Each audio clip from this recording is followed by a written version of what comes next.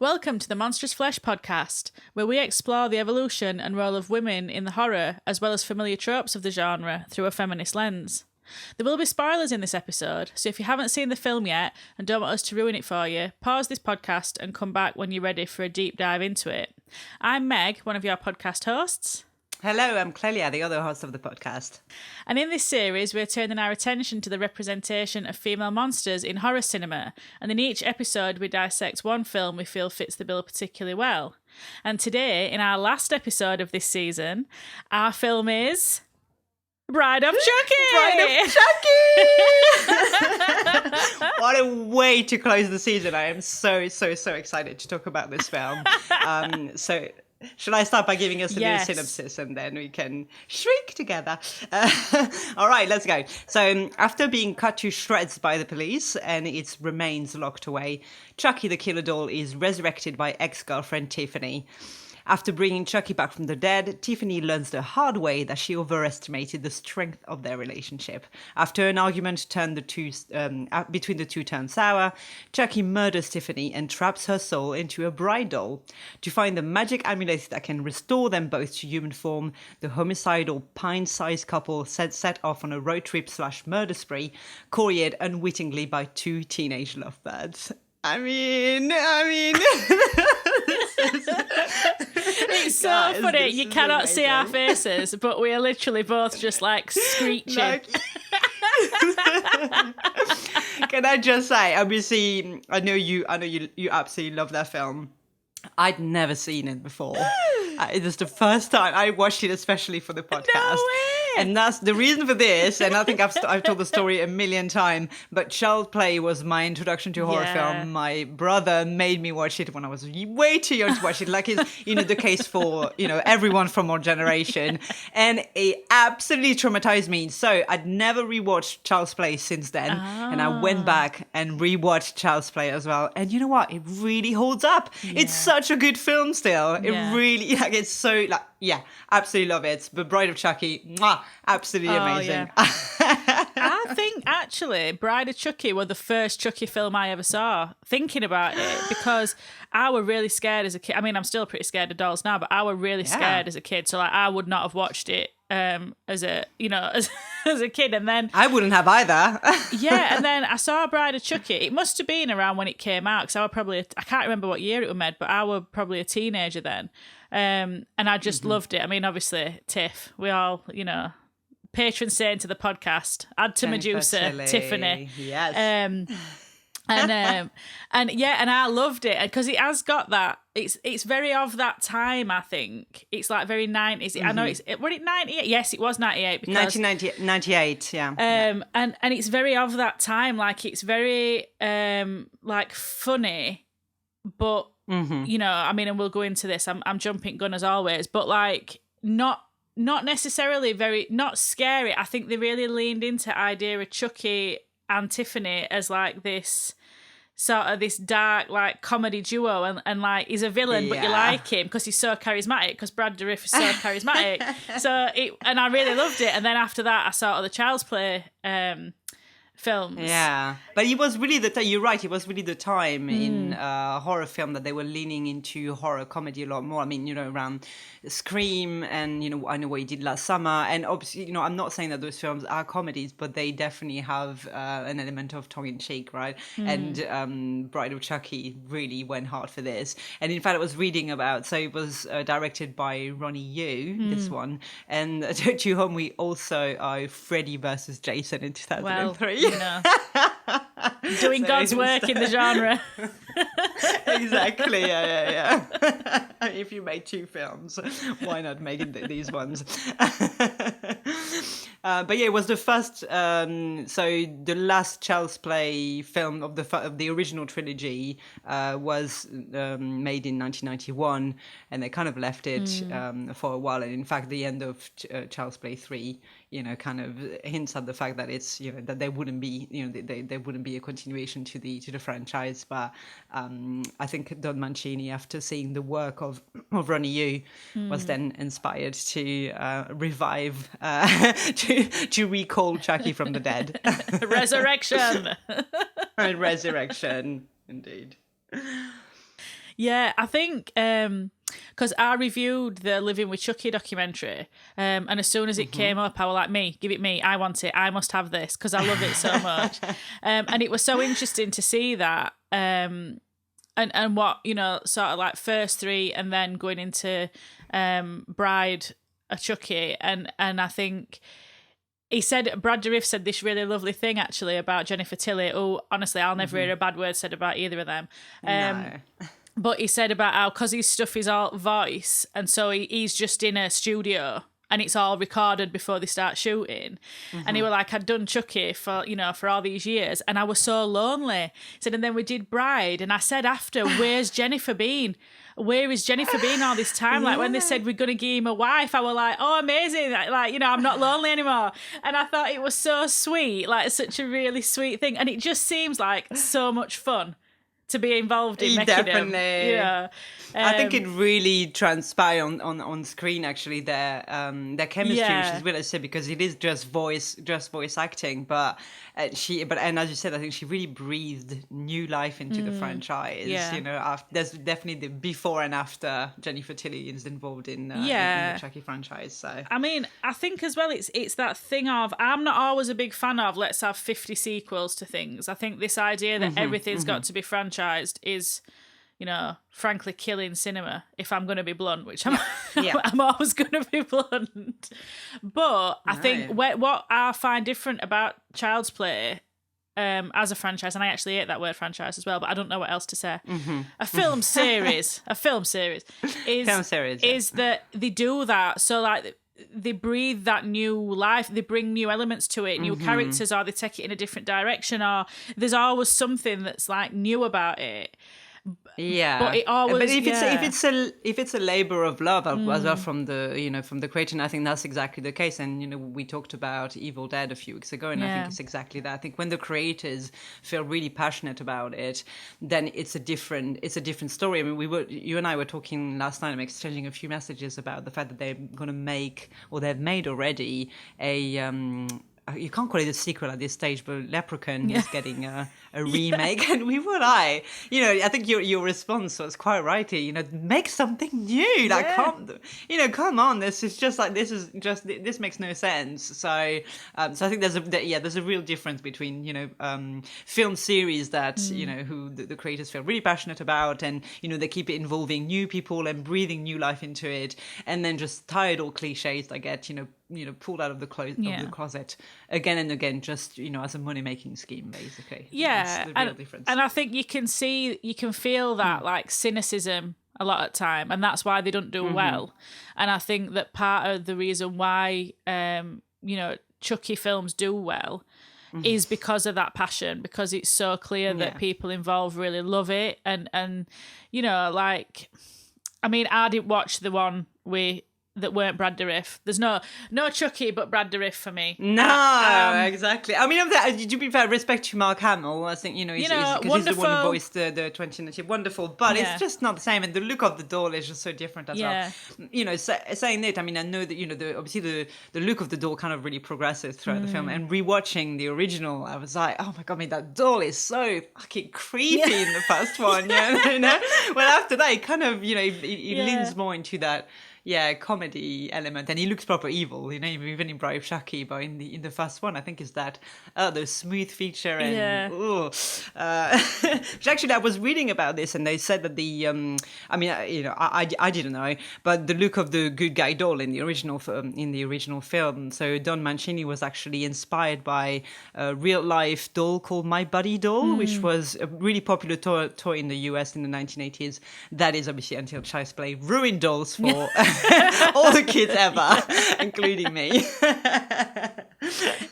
But also, and I'm sure you're gonna, I know you've done so much research for the folklore corner of this episode, and actually we were supposed to record last week. We had a bit of delay because we've both been incredibly busy. Although by the time this episode comes out, hopefully we'll have some very exciting news to share. So all for a good reason. But so I'm sure you might be referring to this in your research, but also find out that Chucky is also a homage to a real life story concerning an equally creepy doll from 1906, and that the doll named Robert that belonged to a young boy from Key West, Florida, by the name of Robert Eugene Otto. And if that sounds familiar to listeners, that's because Robert the doll was also the inspiration for another creepy doll franchise, and talking of course of Annabelle. Yeah, absolutely. And also, which I'm not a fan of, by the way. No, I'm not. I've never watched them, actually, I'll be honest. I mean, if that gets me cast out of the horror guild, then same. But and like the Annabelle is also inspired by another doll that I think were actually called Annabelle, that the Warrens had, or the I don't know. I mean, anyway, we can't go too far. There's so much myth around it. There's so much stuff around it, but they had this haunted doll, and it's in their museum, and it like moves around and stuff. Oh, don't worry, I've got some doozies for us in Folklore Corner. No, I'm so excited about it. Before we do that, though, should we talk about the themes of the film, and if you wouldn't mind, starting probably with one of my favorite subject, and that's no reflection on my current relationship, but toxic relationships. Is a big one in this film. I mean, I think about when I were writing my notes up for this, and basically my notes have got a like domestic abuse and tortured love. Like, and I think that just sums up their dynamic so much. Like I straight away, when he comes back to life and he's like, "Oh, you look brilliant. I always thought you'd let yourself go." And I'm like, "You're a doll. You're a ginger doll, mate. Who are you talking to? What do you think you look like?" But a hunk of plastic. Yeah, but I think what Jennifer Tilly was just such a fantastic. Like, I would watch anything with Jennifer Tilly in. I just, think she's so fantastic, but she's got that. She's such a romantic, like she's so romantic in short way through, and she's like got this idea that she's going to bring him back to life, and they're going to be together, and he, it's just fate that's kept him apart, and fate's going to bring him back together, and then he's just like, no, what a dickhead. And she's got the ring, right? Yeah, she's like, I got this ring you left for me. And he's like, oh, I thought you'd sell it. It were worth a load of money, and it's that, I think, when it's so powerfully done, even for a film that's meant to have this real comedy sort of element to it, but when she's like, you ain't changed and you'll never change, and the iconic, I've been a prisoner of my love for you for a very long time, Chucky. Like, it's just so just so dramatic, like brilliantly dramatic. It is so dramatic. And I just love the fact that she's got all those quotes that my mother used to say, and she's really, for me, she really encapsulates this this ideal of love that that loads of women or capitalist patriarchal society has lured us in, of believing that exactly there is such a thing as fate, and that I'm not obviously that's just my I'm going to say my view anyway. Coming in strong here, Clelia. Capitalist patriarchal nihilism.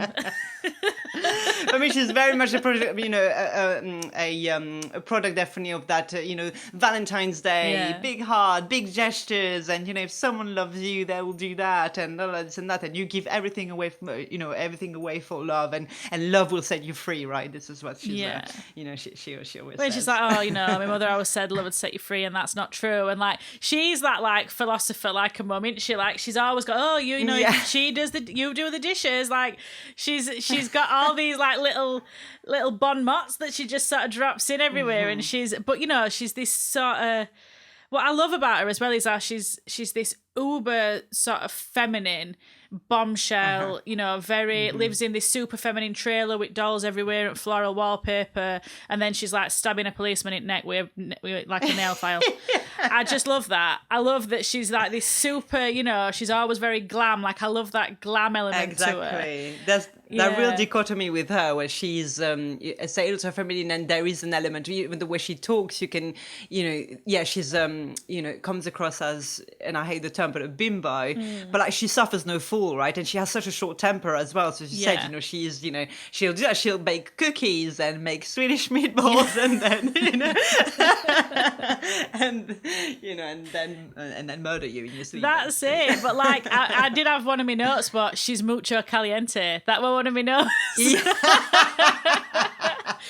She's like very they go at it, and like physically at points. They're very and they argue, they're very tempestuous, aren't they? But I just think that contrast, and again, I don't think that we interpret these things in a way that we're supposed to, perhaps, but I think I'd rather have that than have what these two drips have got, these teenage star-crossed lovers. Yeah. Oh my God. But don't you think, what I really thought about that while I was watching it is, and I do think it's a time, like that sort of time frame in late 90s and everything else, there's this real fear of sexuality.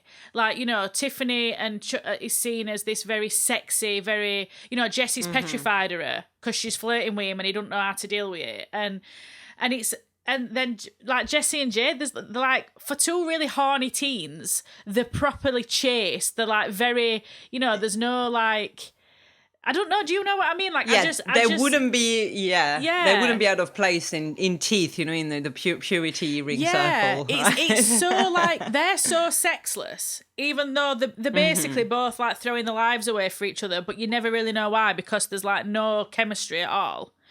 And then you've got Tiffany and Chucky, who are all chemistry, like an atom bomb. Exactly. Pure like, but also like the like the couple who are trying to rob them, they're like really sexually sort of free and everything, and then they die as well. And I just thought there were this weird sort of thing about it. Yeah, I mean, I'm not suggesting that when the film is meant to demonize people who are sexually.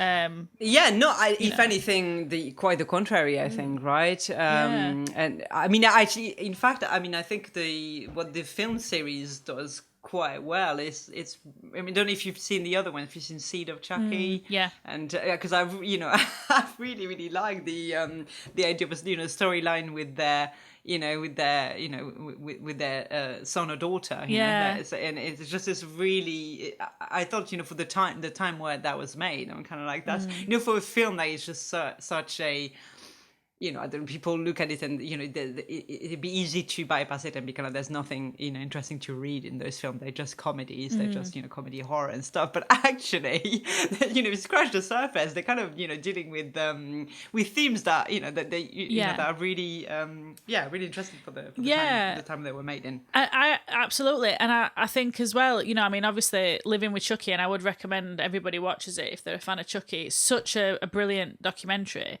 But that's a big thing that they talk about, because obviously Don Mancini is a gay man, so even when he wrote Child's Play, it's and they've had this real commitment to representation all the way through, is to like be showing different, moving away from this very hetero horror, which I think you see a lot in 80s and even into 90s. Even a lot of horror now is very heteronormative, but I think it does approach things, the series itself approaches things in a way that is much more inclusive than a lot of other horror films are, and like sort of franchises are. And again, I think that's why people love it. because you know, and to be able to do this with a playful approach, I think is a very smart. Yeah, it makes it a really smart thing. Yeah, absolutely. So I really enjoy that. Well, I do have to say that I saw a thread on Twitter about Target. Pride t-shirts from Target won't make you gay, but like Scully from X-Files will make you gay. And it were all these like threads, and it were like Linda Hamilton in Terminator 2, and I felt really personally attacked by these examples because these are like my examples. But I'm like, I do have to add to that list, like Tiffany from Bride of Chucky, when she's like walking away, you know, sashaying away at the beginning in a leather skirt. It's like, whoa! Absolutely. I read about this, that they were supposed to animate that sequence, but they said they couldn't replicate her walk. It's just so distinctive. Yeah. And her answer was just like, that's just how you walk in those hills, you know, in heels that high anyway. Yeah. But I love that they carry that through, because one of my favourite scenes is the makeover scene when she's the doll. You know, and she's painting her nails, and then she's getting a big bother boots on, and he's like looking at her. He's like, "Barbie, eat your heart out." Like, it's so good. Eat your heart out. It's so good. It is. It's just such the an whole entertaining. Film is really quotable. Yeah. Oh, it's such an entertaining film. Like, just fun to watch. Yeah, I just had. Exactly. That reminded me how much, you know, why I love films of that period so much, actually. So, I really had a lot of fun. So thank you for getting me over the over my trauma from Charles Bay.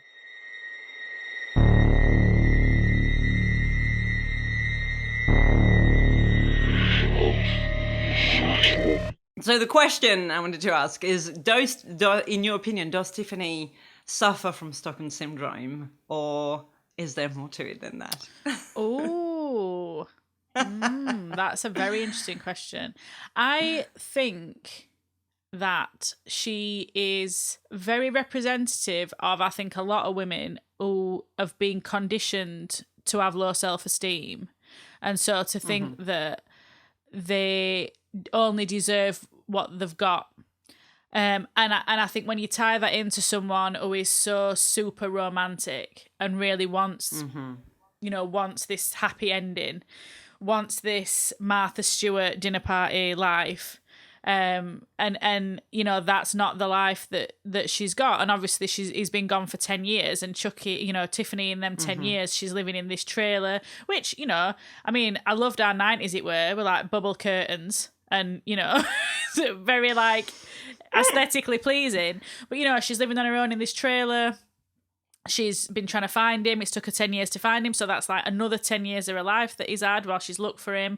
And I do think you get that sunk cost fallacy as well, where it's like 20 years of my life in this now. And you know, I've got, what do I do if I have to start again?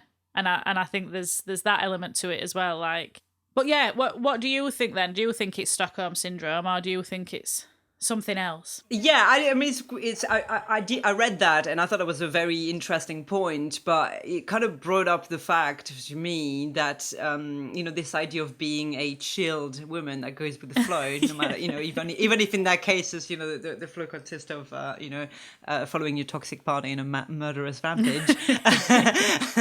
But that this idea is like so sold to us, you know, by, again, you know, that, you know, or capitalist patriarchal society, and that there is no place for female rage, so that the only way to explain her behavior is that, oh, does she have, you know, she has, you know, Stockholm Syndrome. And yes, you know, those characters are, you know, locked in this dysfunctional toxic relationship where they're always one-upping one another with, you know, acts of cruelty and hostility or murder, whatever it is. But I think from what we see from Tiffany, it's like she's way more three-dimensional than this. I mean, yes, she has the, you know, the you know, ultra femininity and those aspirations of being a Martha Stewart figure, but you know, she also, you know, the way she loves, which is completely unhealthy, but you know, she says that line at the beginning of the film, you know me, I'll murder anyone, but I'll only sleep with someone I really love. And I think that's truly a reflection of who she actually is, rather than a product of this relationship. Yeah. Oh yeah, absolutely. And I think as well, you find that a lot in like killer, killer couples, for want of a better phrase, that it's always seen as, like Bonnie just went along with Clyde, Mallory's just running along with Mickey. It's not, there's no agency. And obviously there's real life examples aside from Bonnie and Clyde that we'll not go into because we're not doing the true crime as we discussed last time. But I think there's always this, I think again though, it does speak to that fear of feminine rage, that it's got to be that, woman's just going along with it either because she's scared because, they could turn on you, or she's got Stockholm syndrome, or, there's never a place for a sort of narrative where it's, well, she kills people because she likes it. And I think that's what makes Tiffany and Chucky's dynamic refreshing in a way, because there is that competition where she's like, God, you're so old fashioned, like, oh, a knife, oh, yarn, a hammer, oh, there's stuck in the 90s. Yeah, you're stuck in 90s. Like, there's this real like this competition between them, and I think as well you do see of a film that, like, Chucky does respect her as much as it's possible for a homicidal maniac doll to respect anyone. But, like, he is impressed when she, like, fires all them nails into that guy's face. And at waterbed, I mean, that waterbed scene is so good. As a slasher kill superb, scene, one of the best I have ever seen. And I'd actually I think I'd probably forgot about it. So when I watched it for the podcast, I was watching it and I was like clapping my hands. I'm like, this is amazing. This is so good. But I think even that, like, she's got she brings her own sort of Tiffany je ne sais quoi to the party. She's not just following Chucky along, she's like got her own aesthetic that she likes to do. So really does, but I mean, I think you're right. I do think it is that infantilization of women a lot, that it's like, oh, she can't be a killer, she's got to just be going along. She can be a murderer, and like Martha Stewart, it's not mutually exclusive. Absolutely. What the film is saying. But what did you think about, I know we've sort of touched on it, but I really felt all the way through this film that I were really rooting for Chucky and Tiffany and not really rooting for Jade and Jesse. And again, I don't know if that's just says a lot about me, but... No, but I think, by this point in the films, and I think that's the difference from, the original film to there. And it's very often the case with film series, right? Like A Nightmare on Elm Street. I think in the first one, you kind of, you tend to, you root more for the, the teenagers going against, the monster. But, by the time, this has become, the film is very much about Chucky and Tiffany's journey, and we invested in their journey. It's like, are they gonna make it to the cemetery and find the amulet, and then finally get back into some sort of some human bodies. But even I think the point of view of the film and the way they depict those the teenagers, the other characters basically outside of Chucky and Tiffany are very bland. It's kind of the film is really implying that this is the life. It's like, you don't have to murder or not, this is that's your choice, but actually isn't it fun? Don't they seem to have more fun than everyone else? And also, I mean, watching this as a teenager versus watching it now as much older, I was like, don't marry this guy, what are you doing, you fool? What are you talking about? You're so stupid. Oh, what are you doing? And I do think about that as well. Like, you're just watching them like, God, you're so stupid. What is happening? No survival instinct. No plan. No. But that's well addressed in the film. I really like that actually, that in their, in that storyline, how they, how quickly they turn on each other, for starter. So, you get those two homicidal dolls who, they're one-upping each other, but at the end of the day, they're a really good team. Like, they always, work together up to a certain point because, the monster can't leave, but the monster can't live. Sorry, but for those two, they just instantly, something happens, and they don't trust each other, and they get married, and instantly they get those regrets of like, I made a huge mistake. I should have never done that. So again, I think the film is really using the point of view of who do you side with, and we know who we are siding with. Well, also like the fact that they both married other person thinking other person were a murderer. I was like, this is ridiculous. Like, you're obviously anti-murder, you're not pro-murder, so why have you married somebody who you think is like an homicidal maniac? Yes, exactly. For all the manipulation that Chucky is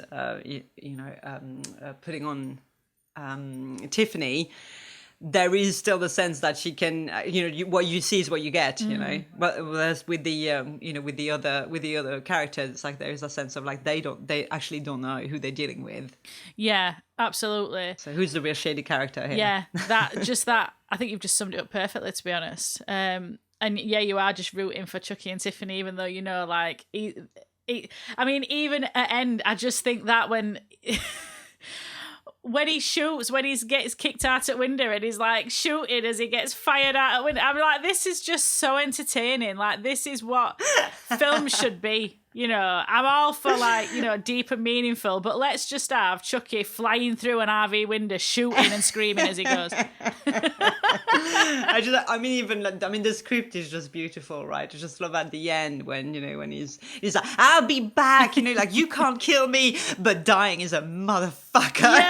Yeah, I love it. Or he fucking hurts or something. Yeah, and when he's in grave and he's looking at his own dead body and he's like, wah, like.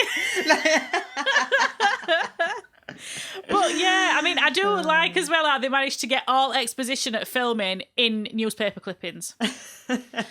I do like that, because I do think, why would you keep a framed newspaper clipping of your murdered lover with the picture of him in his coffin? Right. Would that be quite traumatising to look at every day? I'll just love that. But what I was just thinking about as we were talking then is, you never know about Tiffany. Like, did she kill with him before? Like, I'd love more. I would love a full Tiffany. And if anyone, from Chucky listens to this, give us the Tiffany backstory. Yeah, that was done. So they made a TV series, right, of Chucky. And it starts back in the 80s when they first meet each other. Oh. And, so he gives the full backstory. And spoiler, basically you find out that she's the one, the night that he was shot by the police, she's the one who called the police on him. Because that's the kind of relationship they have. Oh wow. Well, I'm desperate to see a TV series. I'm just not being able to get hold of it, so I am really desperate to see it. You see, the plot thickens because I love it. I just love it. I love it. Well, are we ready for Folklore Corner? Because it's quite extensive. I'm so ready. This week. I went too far down Let's the rabbit hole. Let's hear about it. I mean, you went too far down the rabbit hole. You'll never be able to look a doll in the smooth, creepy face again. Oh, my God. So, first things first. The fear of dolls is called pedophobia. It's closely related to, but apparently distinct from, the fear of puppets. Now, given that these are in fact puppets, I don't know where Chucky fits, because I did hear that it takes like 17 people to work one puppet, which is just fascinating. But also, I'm not sure. So really, he's they're doubly frightening, I suppose, if you're scared of both dolls and puppets. But I think interesting thing about folklore around this is that obviously we've been playing as the human race has been playing with dolls for thousands of years, and folklore of haunted dolls has been around for just as long, which suggests that dolls have always freaked everybody out. I googled it, randomly. It was not randomly because I always wonder every time dolls are on, the subject. I always wonder why do we play with dolls when actually dolls are so creepy and everybody finds them creepy. It's not just it's not an unheard thing. So why do we play with dolls when there's so much so many? It's interesting, and I think why we play with dolls speaks to the absolute like narcissism of humanity, which is like we only want to play with stuff that looks like us, probably to a point. Yeah. But the fear comes from this like uncanny valley, which is when something like looks human, and so we can sort of accept that it's human, like cognitively, but we know there's something off about it. So it's this like uncanny effect that causes the discomfort, and this happens with like AI and things like that. Something that looks human, but you know it's not, and it sort of creates this uncanny valley and this discomfort. So that's why we find them creepy. But a lot of legends and stuff seem to focus on the fact that because dolls look like humans, that spirits often possess them because they're sort of lost on this plane, and dolls look familiar, which, you know, is quite a frightening prospect that your spirit could be wandering and you could end up in a Chucky doll, for instance. Could happen to you. It could happen to you. But there is a sort of split between possessed dolls that are sort of associated with demon and poltergeist activity, and cursed dolls, which are rarer but are associated with things like, you know, voodoo dolls and things like that. So don't worry, I have examples of both. So to start with, let me introduce you to the Devil Baby of New Orleans, which is, yes, I will put photos up as well of this Devil Baby. In fact, I did actually put them up on my Instagram when I was researching it. Follow me at Monstrous Meg. There we go, shameless plug. But I did a lot of research on this because it's all tied up with Marie Laveau and Delphine Lalaurie and that sort of time period, which I think is really interesting. But there's conflicting origin stories. So it's said that Marie Laveau, who obviously was the voodoo queen of New Orleans, one of the most if some would say the most powerful practitioner ever, is said to have cursed the baby's mother in some versions, but in other versions, the baby was abandoned and was raised by Laveau with support from Delphine Lalaurie. Now, obviously, Delphine Lalaurie is seen as one of the most prolific serial killers ever to have lived, although I did start reading some stuff that I am going to dive into, which says there's no proof that she ever did anything, and that it might have actually been a surgeon husband, but everything got pinned on her because society hates women. So I need to look into that a bit more, but I did think that was an interesting avenue.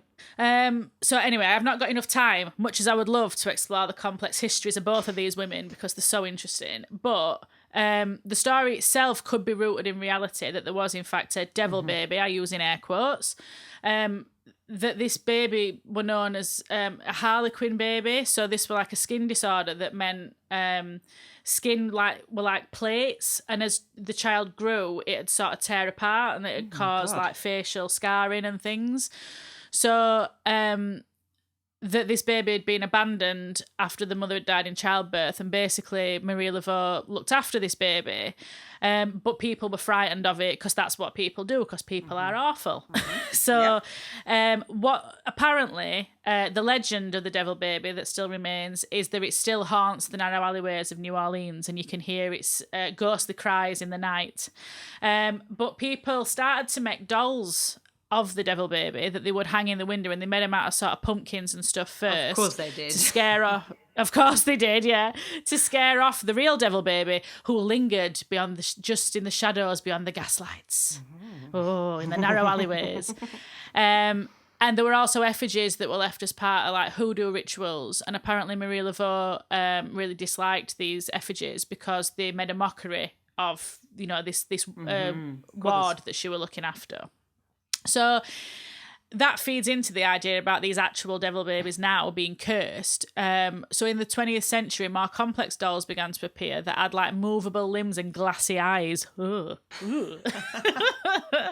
So these are the first dolls that are said to have been haunted. And it's said that bad luck followed them around and that they'd been cursed by Laveau, who had cursed every incarnation of this doll. So these were around in the 1900s, and an artist recreated them for some haunted tours in New Orleans. This is where it gets... I felt sick then. Your face. I wish people could see it. So he noticed that when they were all together, these dolls that he'd made, they would like whisper and rustle. So because he'd not made them with any magic in mind, he was like, how can these dolls be cursed? Because they're just dolls, but they're like whispering to each other. So he wanted to see what would happen if he split them up, and somehow managed to convince his friends to take one each. I mean, with friends like this guy, I don't think you really need enemies. And everyone who took one agreed there was definitely something devilish about these baby dolls. So they'd find them in like different places when they came home from work. There were one of these dolls like scattered ashtrays and beads all over someone's kitchen. And one unlucky victim of Hurricane Katrina came home and found like 7 feet of water in his house and the devil baby missing. And that was the only thing missing out of the house. So, scary baby. A paranormal investigator bought one with no sense of self-preservation.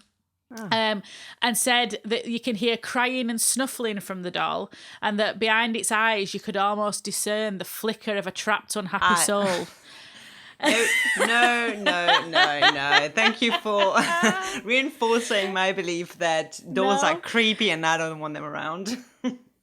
Well, this investigator said that some objects are born with like a dark soul, and these devil babies are one of them. And other people said that there's a glimmer in all their eyes, and it's put there by the devil himself, who claims every devil baby as his own. So that's one. That's one nursery. Down. Buckle up. We've got further to go. There is a doll called Juliet. I'm going to pronounce it. I might be pronouncing it wrong. Which, according to legend, has been passed from generation to generation, carrying her curse with her.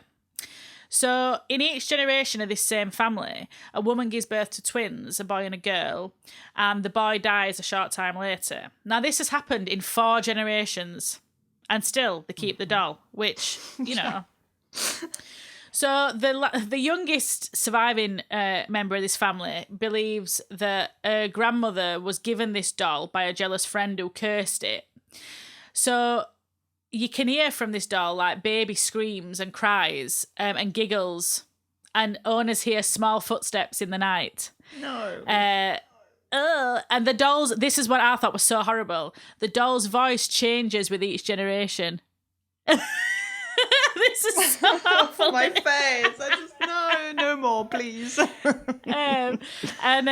So the family believes that Juliet curses the women and takes the boys as their own. And so the reason why they keep the doll is because the souls of these boys are said to be trapped within the doll until Judgment Day, when they'll be released to heaven. So, I mean, keep waiting. You know what I mean? Atheist here. I mean... It's going to get crammed in there. Yeah. So the family continues to care for the doll to look after these boys' souls. So we've had Robert. You mentioned Robert. Mm-hmm. So he's been known to giggle and run from room to room, and apparently cause accidents. And people used to see when the house was empty, when he still lived in Robert Eugene Otto's house, like would see him walking past windows when the house was empty. So some little doll walking past the windows. And he was left in an attic until 1974. And then he were passed from owner to owner, who obviously could not get rid of him fast enough, until he were donated to a museum in 1994 in Florida. And he does still reside in this museum. And apparently he's known to cause accidents when he's moved, and he turns his head to follow museum visitors as they pass. Yeah, and I heard that people write letters to him as well, to like if they, if they made fun of him or something like this, and they write letters of apologies to him to lift the curse, right? Yeah. Oh my God, yeah. So, to Japan now we go. So this one is a doll called Akiku, who in 1918, Eikichi Suzuki bought a doll for his sister Akiku, who sadly died a year later from a fever, unrelated to the doll. And so after her death, the family placed the doll on a memorial altar, and then they noticed that the doll's hair was growing. Again, that's not right. That's not right. It's not right. That shit's not right. So, believing that the spirit of Akiku now lived in the doll, they donated it to a temple where it still resides today, and its hair is still growing, and it is now 10 inches long. So you could see this if you wanted to. I don't think we'll add this to the Monstrous Flesh World Tour. I don't need to see it. I believe it exists. No, I'm not visiting any of this museum, sorry, but it's recommended by, but definitely not endorsed. And then this is one you suggested, Clelia, so I did do a bit of research on it. The Hinagami, or a form of yokai, are very powerful spirits that live in dolls. And so they grant owners wishes and you can have anything you desire. I'm sure you can see where this is going. This does not have a happy But there's a ending. catch. There is always a catch. So families who own hinagami become really powerful and rich really quickly, and this does lead to if people do rise to power very quickly, people like suspecting that they've got a hinagami. And I hope I'm pronouncing that right. But there is a dark side. Obviously, there would be with a spirit that lives in a doll, which is because the hinagami only exists because of the greed and the born of human greed. They can never be fulfilled, and so as soon as one wish is granted, they ask for another. It reminds me a bit of like Bakemono, that sort of hungry ghost can never be filled. Exactly. So they'll ask for another wish, and you have to keep giving them wishes. So this is this never-ending cycle that you have to keep providing. Now, when you've got everything, what can you wish for? You might think, I'll wish for death. Give me death. Well, then all that'll happen is it will grant you your wish, but it will follow you to hell and haunt you forever. So there is no escape. Would you like to know, just in case, would you like to know how to make a hinagami? Just just in case I lose my mind and forget, the cautionary tale that you just told. Yeah, go on then. So it's a very complex ritual that involves gathering earth from graves. So for an even stronger hinagami, you should take earth from 7 different graveyards in 7 different villages, apparently. And you should gather this earth over about 3 years. And then once you've got enough earth, you mix it with human blood. Until it becomes clay-like, right. And then you mould it into a doll shape, and then so to represent the sort of spirit that you worship, you as the creator, and then you need to leave this doll in a busy road until it's been trampled upon by 1,000 people, and then you retrieve the doll. And it has now become a hinagami, and obviously then the trouble begins. Wow. So not a weekend project though. So it sounds like it takes quite a while. It's in the spirit of DIY, but in an alternative method is to collect graveyard stones and carve them into 1,000 small dolls about 9 centimetres long. And these are then boiled in a large pot until only one of them rises to the surface. And the doll that rises is said to contain the combined souls of all 1,000 dolls. And then this becomes a very special type of hinagami called a kochobo. I think I've pronounced that right, kochobo. So it's very intense work, which you would anticipate to create a doll. That will follow you to hell. That will follow you to hell, yes. But that's the price of success, I'm afraid. That's the price of success. And then the last example I have is the Isla de la Muñecas, which is in just south of Mexico City. Now, I'm sure people will have seen this. This island is inhabited by hundreds of dolls, and there's loads of podcasts and stuff about this that I have listened to because I would. So these dolls began appearing in the 1950s and were placed there by the owner, Don Julian Santana Barrera. So legend has it that he found a girl who drowned and a doll was sort of floating beside her. And then afterwards he heard a spirit crying for a doll. And so he hung it from a tree as a mark of respect. But then afterwards, he said dolls just started to appear. Appearing, yeah. Just hanging from the trees. But he stayed there and he, maintained it, and it ended up with all these dolls. There's quite traumatizing pictures. Quite a sight. No, yeah, it's really traumatizing. But he died. He drowned in 2001 in the same spot, apparently, as the girl, which leads people to claim that her spirit caused his death and that she still haunts this island. And so now it's like a tourist attraction. I mean, again, people why? Like, you hear this story, and to me, that this doesn't shout. This is definitely somewhere I want to visit. So it's visitors leave new dolls as offerings to ask for blessings or miracles, and some change clothing of the existing dolls and maintain it as a form of worship. Which, to each their own. I wouldn't want to worship an island of haunted dolls, but that's because I'm frightened of them. Yeah, exactly. So, yes, that is my little trip around the horrible world of haunted dolls. And there were more examples, but for brevity and to stop too many nightmares, I shall leave it there, I think. Thank you. I have to say that definitely did not change my mind about dolls. And you will not find me visiting that island or indeed trying to make my own little wish doll. Yeah, I don't want a wish doll, thank you. Nothing for me. Nothing for me. You keep it. Yeah. Well, I suppose on this this sort of note, we should think about our recommendations then, I guess. Our last recommendations of the season. Our last. I know, can you believe it? We're on the last episode, everyone, of season 1. Yes, and you better like and subscribe and tell us that you like it, or there'll be no season 2. Or we will not come back.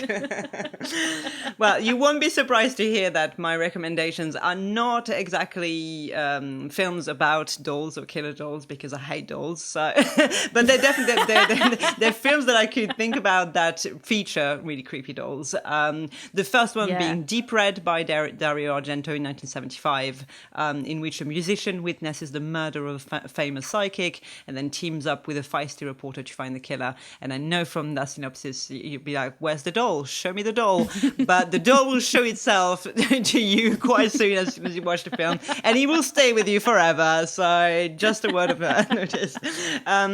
Second one would be Poltergeist from 1982, which features a super creepy clown doll. I saw your face. You remember the scene I'm talking about. The worst kind of doll, a clown doll. Worst kind of doll, I know. Does it get worse? I mean, we know so. what the fear of clown is called, but I don't know if there's a fear of clown dolls, if there's a name for that specifically. And you told us what a fear of doll is, but I wonder if there's subcategories for fear of certain kind of dolls. There should be. And my last recommendation, again, is not necessarily about dolls, but it is made with dolls, I suppose. It's The House. It's a 2022 British animation stop-motion anthology film telling different stories, forming a trilogy, spanning different worlds and characters, but set inside the same house. And each story deals with themes of madness, wealth, and the pursuit of true happiness. And honestly, if you have not seen it, it's on Netflix, and I can't recommend it enough. It's an animation. It's super creepy, and it's just so well made. Those would be my recommendation. It's been on my list to watch, and my partner does not want to watch it because they don't like the pinched face. That pinched beaky little face. It truly is. It's very eerie, but I definitely recommend it. So these are my non-doll recommendation films. What about you? I also didn't really go into the doll territory. So I went a bit insane, I suppose, actually, really. I mean, first, obviously, we've talked about Living with Chucky, which is a brilliant documentary that sort of documents all the films. Slightly glosses over Child's Play 3. Can't help but notice. Very short entry for Child's Play 3. And then... obviously, all the other Child's Play films, definitely worth watching. And then I had Natural Born Killers, thinking about sort of murderous duos. Great, and I love Natural Born Killers. I know a lot of people don't like it. I think... I haven't seen it in years. That's a great shout. I've not seen it for ages and ages, but I really love it. And I think a lot of the criticism around it speaks to the idea that perhaps people have not fully grasped the purpose. Yeah. This around, saying about it glamorizing violence. And it's like, that's the point of the film, is that, and I think, again, like, we aren't getting too much on my soapbox about it. I think, when we were talking last time about true crime and stuff, that it's really a film about how people, glamorize and really revere violent people. And, it's the media that makes them celebrities, Absolutely. not them themselves. And I think it's a really good film for starting to think about that, actually. And obviously, Juliette Lewis. We love. And Woody Harrelson. I mean, they're both fantastic in it. Fantastic duo. Absolutely fantastic. Yeah. And then, because this film was from 1998, I started to think about it. And in my opinion, 1998 is one of the golden years of cinema. Great year for cinema, of course. Which other people may disagree, but Urban Legend. Yes, one of my all-time favourites. Yeah. And we've said I Know What You Did Last Summer. Blade came out in 1998, which is a fantastic film. Apt Pupil. I don't know if that's as well known, but that's an adaptation of a Stephen King story. And Ian McKellen's in it. And it's about, we're getting too many spoilers away, but it's about a teenage boy who's got quite dark proclivities, shall we say. And he meets his neighbour and starts to suspect that he might be a a man with a dark secret, and then their sort of twisted games ensue, and it's very good. Oh, excellent. And then a light one for me, but I went to a fantastic talk on witches this week, and it got me thinking about how much I love films about witches. And so from 98, one of my favourite films about witches is Practical Magic. Yes. Quite a gentle option for this podcast. I was going to say, I absolutely really love it. The whole spectrum. And also, the whole spectrum. And also romance. Tiff loves romance. Very romantic, spooky film. So they're my recommendations this time. But yeah, I can't believe it. End of season 1. End of season 1. Well, thank you so much. I mean, it's been an incredible ride, if I do say so myself. I agree. Had so much fun. I heard about so many interesting things. Lots of great film recommendations. It's been absolutely amazing to hear from people who listen to the podcast and giving us some feedback every week. And we love you guys for it. And well, who knows? There might be season 2 in the works already. Yeah, who knows? I mean, we've got lots of exciting things that we're looking forward to telling you about. And I think, if people want to keep up while we're on this hiatus after season 1, then they can follow us on social media, can't they? But I have very much just loved the chance to talk to you, Clelia, as I always do, about film. And, it's been really nice to hear people's feedback. So I hope people continue to give us that feedback. And I'm sorry if I frightened you all with the haunted dolls. Do not send us dolls, please. No, don't send us dolls. We don't want them. Thank you, no. But yeah, it's been a very fun ride, and hopefully we'll see you soon. And we'll see you very soon for more spooky words. And we'll be back. We'll be right back. And in the meantime, you can follow us on Instagram at Monstrous Flesh and Monstrous Meg, our website where we'll be announcing some very exciting events very soon. And I think it might have come out already. I'm not sure the podcast episode will have come out already by this stage, but we are doing a panel talk about folk horror on the 24th of June at Leicester HorrorCon. So if you're there, come and say hi to us. Yeah. Thank you, Meg. And speak to you very soon. Speak to you soon. Thanks for listening to Monstrous Flesh. Please join us next time for more discussion about women in horror. You can find out more about us via our website, monstrousflesh.co.uk, where you can find out more about our research for each episode, buy our wonderful merch, and see our upcoming events. We'd love to hear from you, either via our email or social media channels. Also, please rate and review wherever you listen to podcasts and help us spread our spooky word by telling your friends about Monstrous Flesh. Until next time, creep it weird, everyone!